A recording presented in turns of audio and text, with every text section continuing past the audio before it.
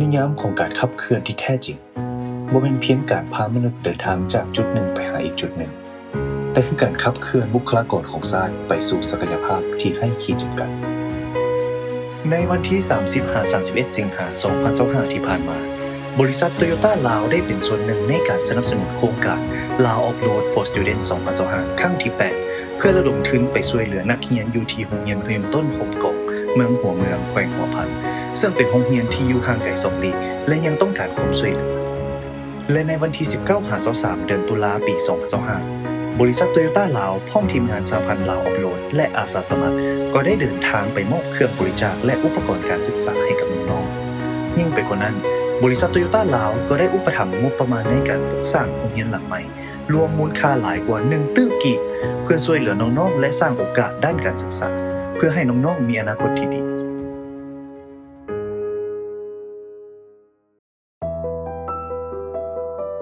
และการมาของพวกเขาในครั้งนี้พวกเขามาเพื่อยืนยันคำสัญญาที่จะสร้างความเปลี่ยนแปลงสภาพโรงเรียนในตอนนั้นเนาะเป็นโรงเรียนที่ว่าคับแคบเป็นไม้ที่บ่ได้มาตรฐานมีความยุ่งยากหลายในการเรียนการสอนในช่วงฤดูฝนมันจะเฮ็ดให้คนที่ว่าเอื้อนใส่หลังคาบ่หรือว่าหน้าดินหรือว่าคนจะย่อยเข้าในห้อง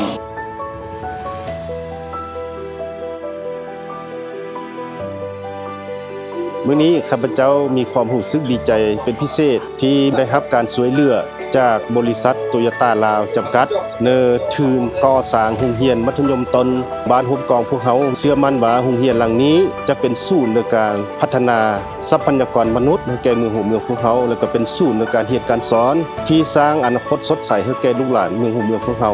ขอบใจบริษัทโตโยต้าที่มาสร้างโรงเรียนใหม่ให้พวกน้องความลำบากในการเดินทางถูกบันทึกไว้แทนห้อยตกถึงตัวรถ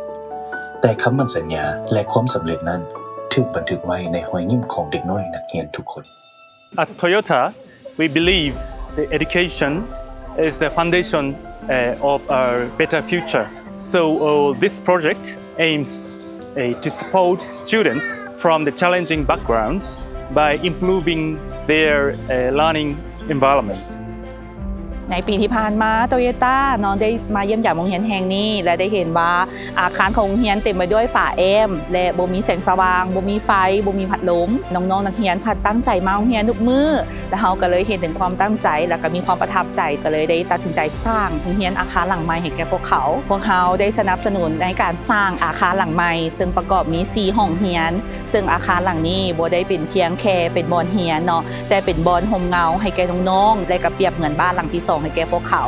ายังเชื่อว่าน้องๆที่จบจากโรงเรียนแห่งนี้จะกลายเป็นผู้ใหญ่ที่ดีในอนาคตเป็นลูกที่ดีของพ่อแม่และเป็นคนที่ดีต่อสังคมและประสบผลสำเร็จในอนาคตของพวกเขาอีกด้วย